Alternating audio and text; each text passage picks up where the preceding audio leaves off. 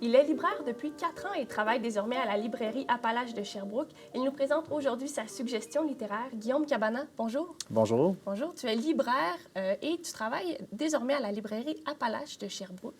Qu'est-ce que tu as décidé de nous présenter aujourd'hui? En fait, aujourd'hui, je vous présente, pour commencer, la bande dessinée René, qui est en fait une bande dessinée que j'ai vraiment appréciée durant la dernière année. Le jeune René ne se sent pas nécessairement bien dans sa peau. Est-ce que tu peux nous expliquer l'univers qui entoure cette bande dessinée? Hélène, elle a écrit cette bande dessinée-là entre 2017 et 2019.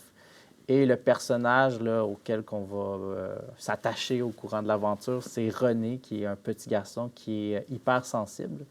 Et lui, en fait, à des moments précis, que ce soit au courant d'une journée ou même durant son sommeil, il tombe en période d'hypersensibilité. Et à ces moments-là, il tombe dans un autre monde, alors une autre réalité. La raison, majeure pourquoi je présente cette bande dessinée-là, c'est vraiment le côté esthétique, parce que Hélène travaille sur des grands canevas, sur même papier. Alors ça, c'est beaucoup de la vie, de l'aquarelle, avec la technique qu'elle pratique.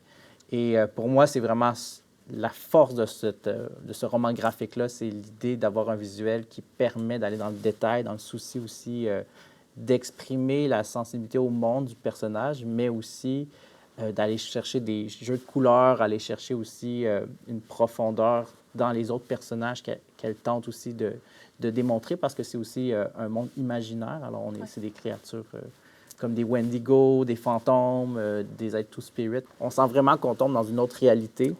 Et en fait, c'est à travers l'histoire, c'est qu'on rencontre vraiment des créatures difformes, même des fois un peu effrayantes, mais quand même attachantes, parce que les personnages qu'on va rencontrer vont l'accompagner dans cette quête, parce que le jeune René, qui est aussi une jeune René E, est à la poursuite de son lapin, en fait, de son toutou. Chaque planche est une œuvre en tant que telle. Et quand on regarde le travail de Hélène aussi sur papier et sur toile, c'est vraiment des œuvres à part entière au-delà de juste les cases de la bande dessinée. Donc, Guillaume Cabana, merci beaucoup pour ta suggestion. La bande dessinée René au bois dormant d'Hélène Hutudin aux éditions Sarbacane. Merci beaucoup. Merci à toi.